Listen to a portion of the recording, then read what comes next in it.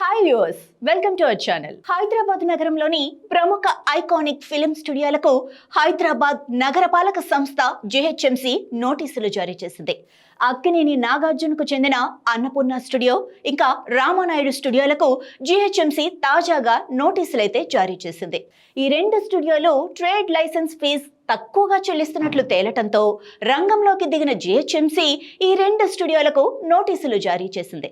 అన్నపూర్ణ, రామానాయుడు స్టూడియోలు తమ వ్యాపార విస్తీర్ణం తక్కువ చూపిస్తూ భారీగా ట్యాక్స్ ఎగవేస్తున్నట్లుగా అధికారులు గుర్తించారు.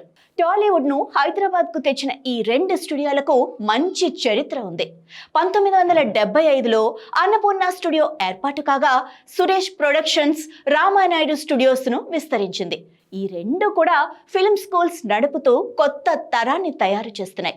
అయితే ఇలా పెద్ద సంస్థలే ఫీజు మినహాయింపు తీసుకుంటే చిన్న వ్యాపారులు ఏమనుకుంటారన్న ప్రశ్నలు ఇప్పుడు తలెత్తుతున్నాయి.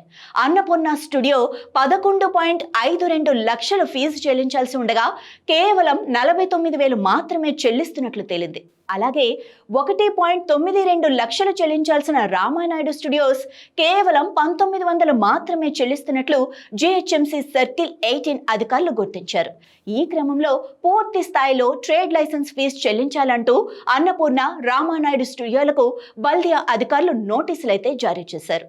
ఇప్పుడు ఈ రెండు స్టూడియోలు వివరణ ఇచ్చి బకాయిలు క్లియర్ చేయాల్సి ఉంది. రెండు తెలుగు రాష్ట్రాల్లో ప్రత్యేకంగా పరిచయం అక్కర్లేని స్టూడియోలు ఎంతో గుర్తింపు తెచ్చుకొని కూడా ఇలా భారీ ఎత్తున పన్ను ఎగవేతకు పాల్పడటం సంచలనంగా మారింది. జిహెచ్ఎంసి జారీ చేసిన నోటీసుల మీద అన్నపూర్ణ, రామానాయుడు స్టూడియోల నుంచి ఇప్పటి వరకైతే ఎలాంటి స్పందన రాలేదు. చూడాలి మరి ఏం జరుగుతుందో.